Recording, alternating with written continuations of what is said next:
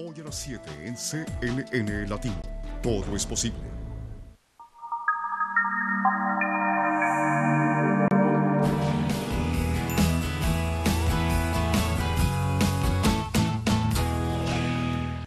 Bien, vamos a continuar con nuestro programa de hoy. Si usted nació en el mes de marzo, puede inscribirse para participar en nuestro sorteo semanal y tener sus regalos.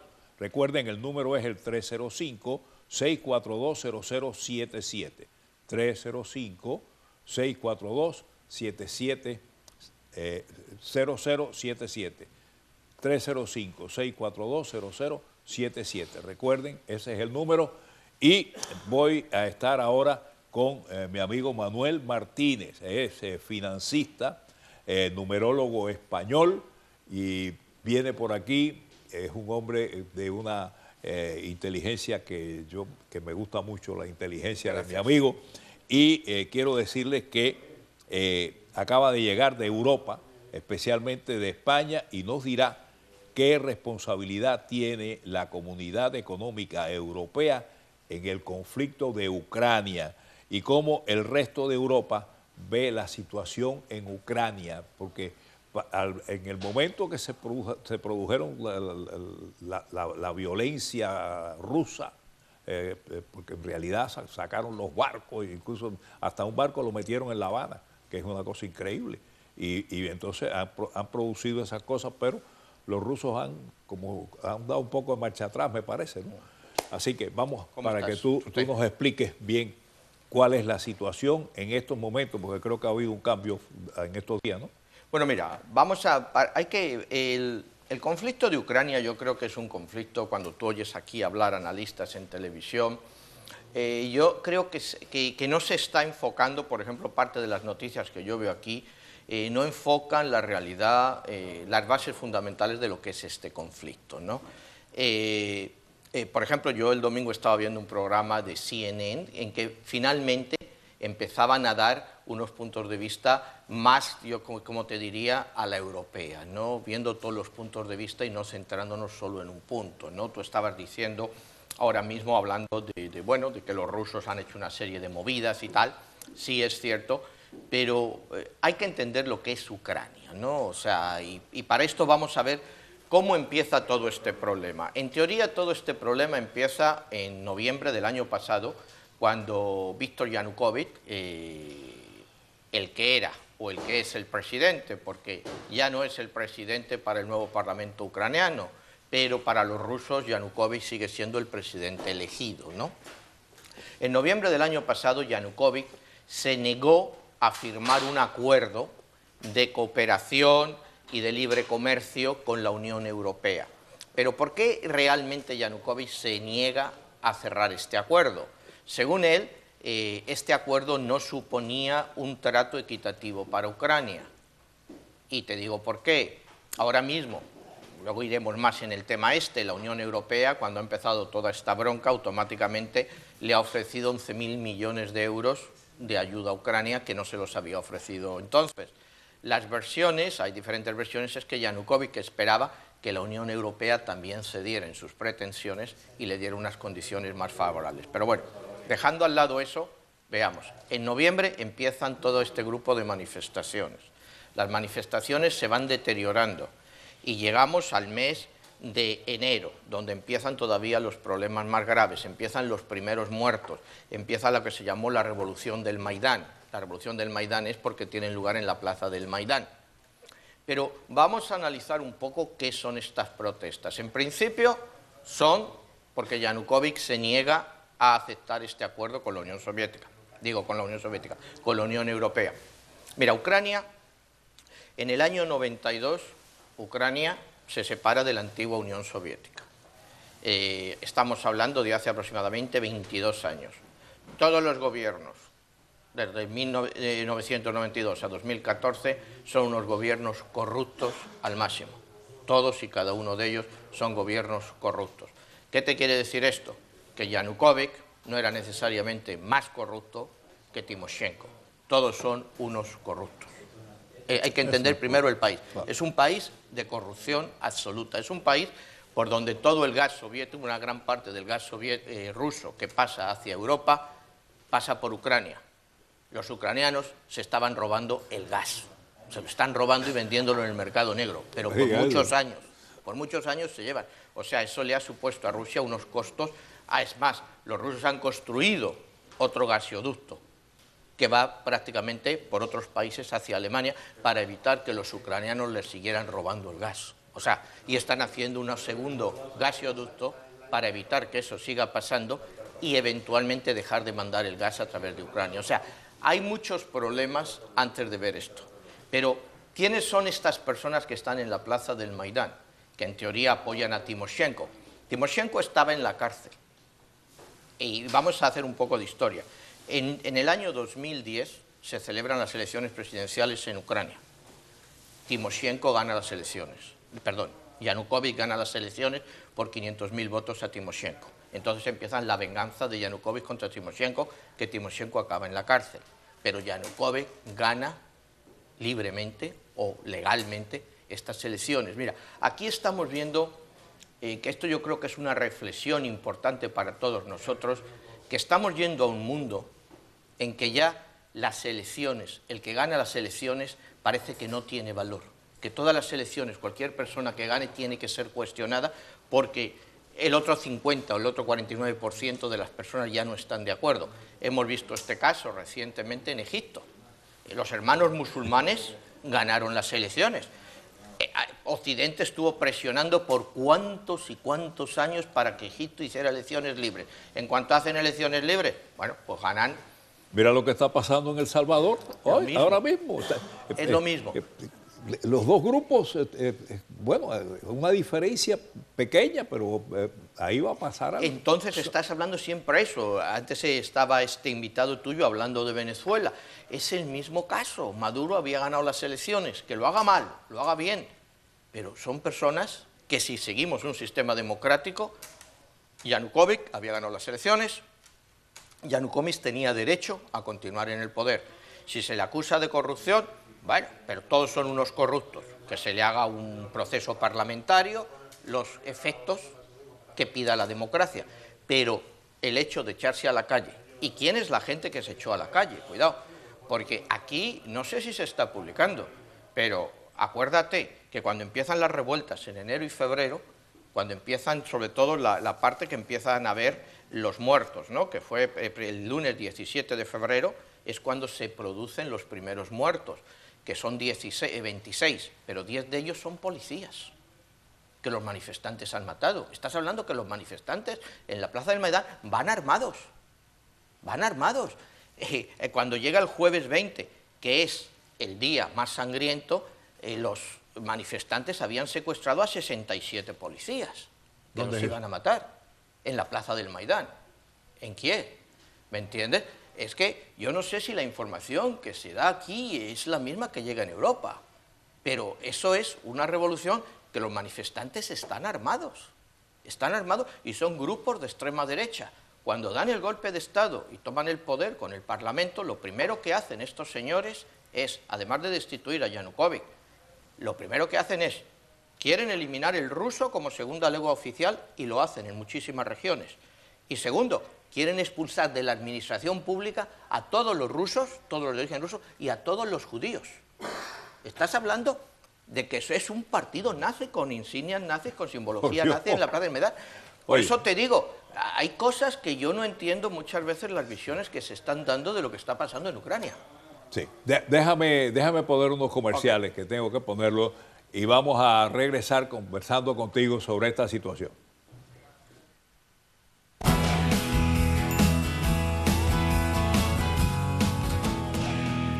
Amigos, continuamos con la visita de Manuel Martínez, que es un financista y numerólogo español y un hombre que conoce mucho de la economía, y precisamente me sorprende cómo estás conociendo en realidad lo que está pasando en Ucrania. ¿Cómo estudiaste tú todo esto que está pasando? Bueno, mira, o sea, todo esto lo vas mirando. Quizá en otro programa, otro día, podamos hablar de... Tú sabes que en numerología el número fundamental son 11, 22 y 33, pero 33 es el número clave que se refiere a los años que el Sol pasa a través de las constelaciones, ¿no? Y a través de eso yo he descubierto que en el ciclo este de 33 años los hechos tienden a repetirse, o bien en ciclos de 11, 22 o cada 33 años. En el caso de Ucrania o de Crimea, como lo quieras llamar, está pasando exactamente lo que pasó hace 2 ciclos de 11, es decir, lo que pasó hace 22 años. Hace 22 años el Parlamento de Crimea se separó de Ucrania, igual que hoy, esta mañana, han declarado la separación de Crimea y la anexión, o sea, y la unión a la Federación Rusa. Pero eso quizá debamos de dejarlo para otro programa, porque te voy a traer lo que pasó hace 22 años y lo que está pasando ahora y te vas a quedar asombrado. Pero vamos a continuar con esto porque si no se nos acaba el tiempo. Mira, si tú nos hemos quedado antes en todo lo que está pasando, en por qué el Parlamento, que si el presidente es un presidente legal, electo. El día 20 de febrero, como te dije, fue la fecha clave porque es el día que se producen más muertos y los manifestantes secuestran a 67 policías. Esa misma noche, el 21 de febrero, la Unión Europea manda al ministro de Exteriores de Alemania, de Francia y Polonia a Kiev. Negocian un acuerdo aceptado por todos. Cuidado, la Unión Europea negocia un acuerdo por el cual las elecciones se adelantarán al año 2014 y la Constitución se volverá a restablecer, la Constitución ucraniana del año 2004, que recorta los poderes que tiene el presidente. Pero ¿qué pasa? Que 2 días después Yanukovych se va hacia la zona rusa, el Parlamento se reúne, le destituye y ya el acuerdo ese no es válido. Entonces, ¿por qué la Unión Europea negocia un acuerdo y 2 días después decide que ese acuerdo ya no es válido? ¿Cuál es realmente el valor simbólico de la Unión Europea? Este acuerdo se negocia el día 21 de febrero, 2 días después, ya nadie le hace caso a este acuerdo.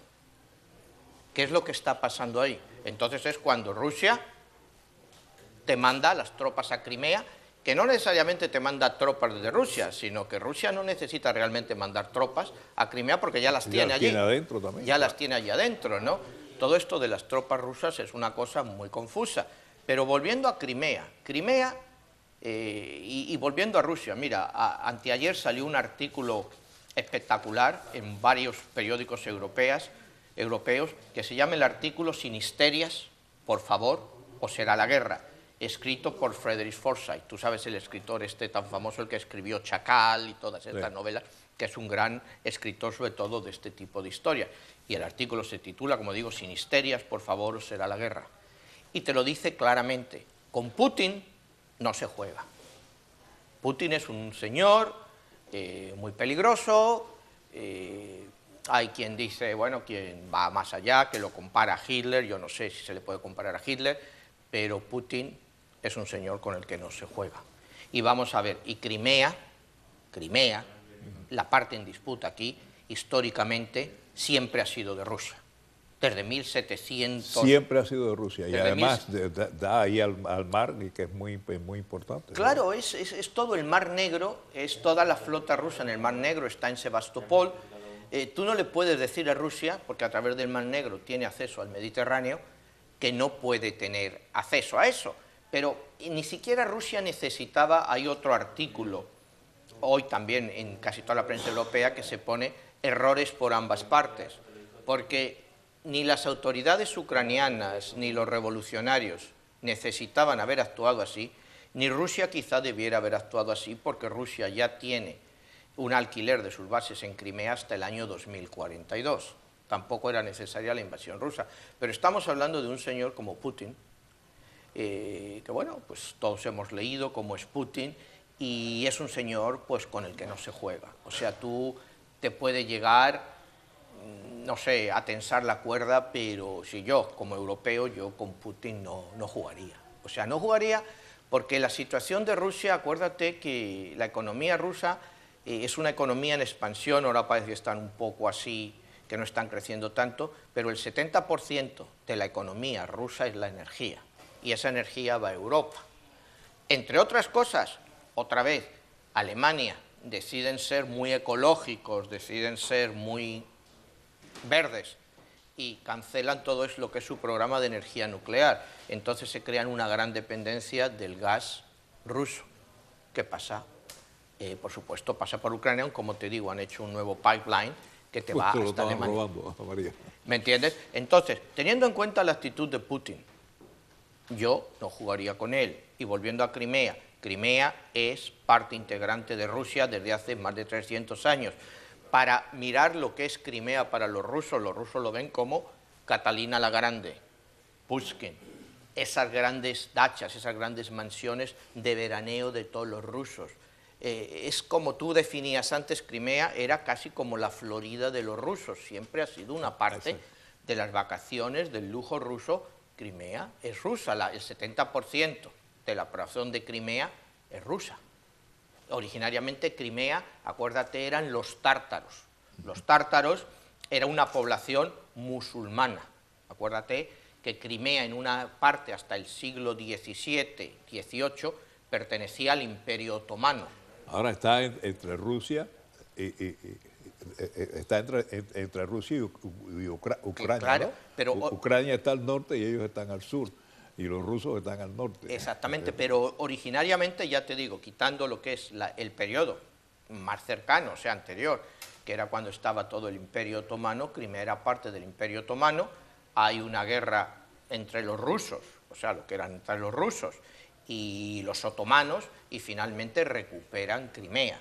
¿Cuál era la Crimea? ¿A qué se dedicaban los tártaros? Los tártaros, cuando en el año 45, bueno, se acaba la guerra ya, la Segunda Guerra Mundial, Stalin los expulsa a los tártaros de Crimea, los manda hacia Asia, los echa a todos de Crimea, porque los acusa de colaboracionismo con los nazis, que es cierto, en Crimea se libraron fuertes batallas, o sea, en la Segunda Guerra Mundial, y los tártaros apoyaron a los nazis, como gran parte también de los ucranianos. O sea, ten en cuenta que grandes masacres de judíos durante el nazismo fueron los ucranianos.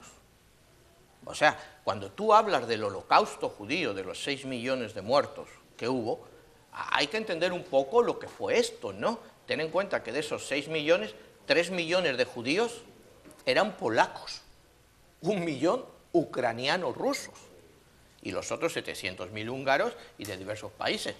Pero por eso cuando antes te decía que este régimen que se ha impuesto es pro-nazi, son pro-nazis. O sea, hay que entender eso, ¿no? Quizá aquí ese sentido no se acaba de entender tanto como en Europa, pero este nuevo gobierno que está, esta gente del Maidán, es gente que les estaban pagando, te vienen los artículos, te digo, en periódicos reconocidos, a muchos de estos revolucionarios armados les estaban pagando de 1.000 a 3.000 euros. O sea, esto es una revolución armada, es un problema mucho más grave de lo que parece así, que es una lucha por la libertad. Parece que diciendo, es que es una lucha por la libertad contra un tirano, pero ahí hay unos intereses mucho más grandes que eso. Y lo que te digo es entender la legalidad vigente. Ahora mismo, hoy, como hemos visto, el Parlamento de Crimea ha decidido separarse de Ucrania y adherirse a la Federación Rusa. Técnicamente, legalmente, ese Parlamento no tiene el derecho, porque la Constitución ucraniana no lo permite a separarse. O sea, es que ves, todo tiene sus contraindicaciones. Los crimeos no tienen derecho a separarse de Ucrania, pero Crimea fue regalada a Ucrania en el año 1954 por Nikita Khrushchev. Era parte de Rusia y en el año 54 Nikita Khrushchev se lo regala a Ucrania. Esa parte parece ser para celebrar el 300 aniversario pues, de la constitución, de la formación del Imperio ruso, del Imperio ucraniano, no sé exactamente por qué, pero en el año 54, así por las buenas, Stalin se lo regala a Ucrania, la parte de Crimea, que era parte de la Federación Rusa. Pero claro, en la antigua Unión Soviética, Stalin podía hacer lo que le diera la gana, ¿no? O sea, yo muevo esto, muevo lo otro. Pero volviendo a Crimea, los tártaros, que eran los, digamos, los primeros pobladores, ¿cuál era el modo de vivir de los tártaros? Se dedicaban a la esclavitud. Se iban a la Federación Rusa por 3 siglos, desde el siglo XV, desde el siglo XIV hasta el siglo XVII, bien metido, y secuestraban gente, eslavos, y se los mandaban al Imperio Otomano. Mandaron varios millones de esclavos, ese era el principal negocio de Crimea. Entonces, lo que quiero que entendáis es lo que es en sí ese país o esa parte, esa península en disputa. Es una parte integrante de Rusia, regalada a Ucrania, y en el cual el 70% de la población es rusa. Entonces, el conflicto es de muy difícil solución. Técnicamente, ellos no pueden separarse de Ucrania y, sin embargo, las nuevas leyes que están viniendo de los nuevos gobernantes ucranianos, pues son regresivas y van contra ellos. Entonces, ¿cuál ha sido la reacción de Rusia? Pues una reacción violenta. ¿Cuál es el futuro de esto? Pues, desgraciadamente... Bueno, al principio Vladimir Putin se tiró con todos los hierros y luego después... Se ha echado para atrás. Ha dado marcha atrás. Ha echado marcha atrás porque sabe que esta crisis pues no le viene bien a nadie. Rusia necesita Europa para vender su energía, como te decía antes, el 70% de la economía rusa es energía. Pero mi punto es que esta gente que ha llegado al poder no son unos angelitos. O sea, no son unos angelitos, no son unos luchadores por la libertad. Porque unos luchadores por la libertad, las primeras normas que ponen no es eliminar el ruso como lengua oficial, cuando saben que una gran parte de la población lo habla, y querer echar de los edificios, o sea, de cualquier puesto público, tanto a los de origen ruso como a los judíos. Oye, síntoma de eso, hay algo que ahí no está funcionando. Y te vuelvo a decir, el gran error de la Unión Europea en no mantener el acuerdo que se llegó el 21 de febrero. Tenían que haber mantenido a Yanukovych hasta en esto unos meses más, hasta que hubiera elecciones, y en unos meses más que dijera el pueblo si quería a Yanukovych, a Timoshenko o a Klinsko, porque a Klinsko se le ha sacado de la película, ¿no? Pero Klinsko es un partido importante. Klinsko es el antiguo boxeador que fue campeón del mundo de pesos pesados, que tiene su partido político. Entonces, parece ser que como el favorito de Alemania es Timoshenko, pues que a Klinsko le han dejado de lado. Pero te digo, ahí hay una variedad de fuerzas políticas y un problema mucho más serio en el sentido étnico y geográfico de lo que aparentemente nos están dando como información. Bueno, yo creo que hay que ver qué va a pasar y hay que darle tiempo. Sí. Porque en realidad las guerras no son una solución en ninguna parte. Y menos en este caso, estás hablando de que Ucrania, en un momento dado, cuando llega el año 92, es el tercer país del mundo que más armas nucleares tiene. Ucrania, siendo parte de la Unión Soviética. El primero era Rusia, el primero Estados Unidos, segundo Rusia y tercero Ucrania dentro de la Unión Soviética. Era el tercer país del mundo con más armas nucleares. Tenía más armas nucleares que China, Francia e Inglaterra juntas, solo en Ucrania. Imagínate tú si esa gente le da por meter una guerra. Pero se las han sacado, o sea, a partir del año 90. Los rusos tienen que habérselo sacado. En el año 92, cuando se empezaron a firmar todos estos tratados... Se nos acabó el tiempo. Tomás. Ok, muy interesante, y quisiera que estuvieras conmigo en la oportunidad de seguir por este tema, por favor. Ok, Gracias. Gracias. Nosotros regresamos en unos momentos.